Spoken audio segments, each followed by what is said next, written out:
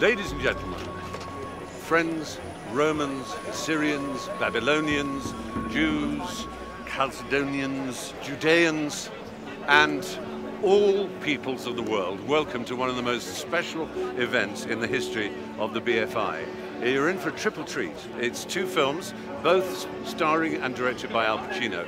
The first is an incredible version of Oscar Wilde's play, Salomé, starring Jessica Chastain in the title role and with Roxanne Hart as Herodias, the wife of the Tetrarch Herod, played by Mr. Pacino.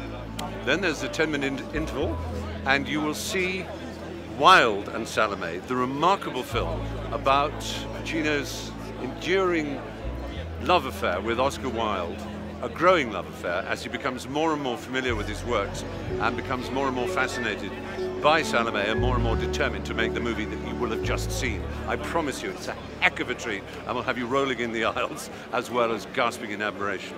And then there's another little interval, and I will come on, or possibly be introduced, and be able to introduce to you Al Pacino himself and Jessica Chastain, talk to them about the making of the two films, and then you will be able to ask them questions. So that's this remarkable Salomé triple bill. Welcome and thank you.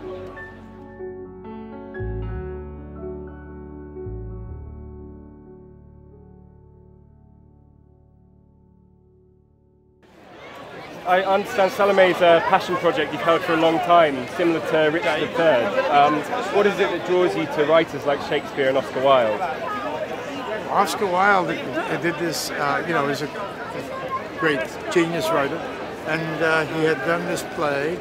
He had written this play called Salomé, which was unlike anything he'd done before. And it had in it a real inspiration and real power. And I was very taken with it. I saw it here in London, of all places. And from that point on, I thought I would one day do it, play it. And then it turned into a movie, and found Jessica Chastain and realized that she was really a kind of a prodigy in a way. And then I thought her reading of Salomé was spectacular. And I thought, well, this is something we should get involved in.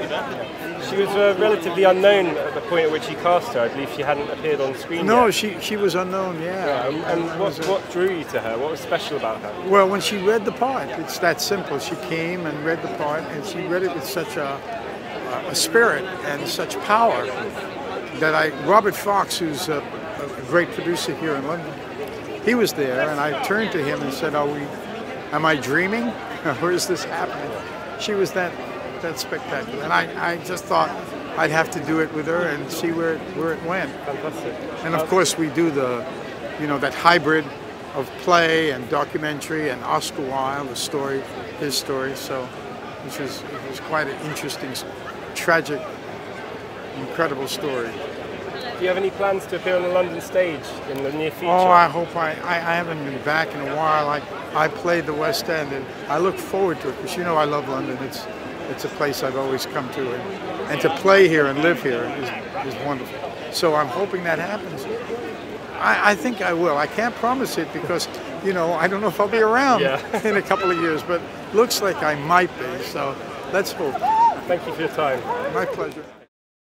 Is your first appearance on film, am I correct? This is the first thing I've ever done. My first movie. What was it like appearing with Al Pacino? Oh my gosh, super intimidating. But also it's fantastic because if you're going to have an acting teacher, he's the one to have. And we did the play first, which was my only experience with acting, was theater. And I got to see how he changed his performance from theater to the stage, and he was my director, so it was pretty special. What sort of challenges did you face playing Salomé? I didn't have very much self-confidence, and so I had a lot of difficulty with the things that were said about Salomé, how so many people were in love with her, and I never played a character like that before, so I had to get over my own insecurities. That was a pretty tough thing for me.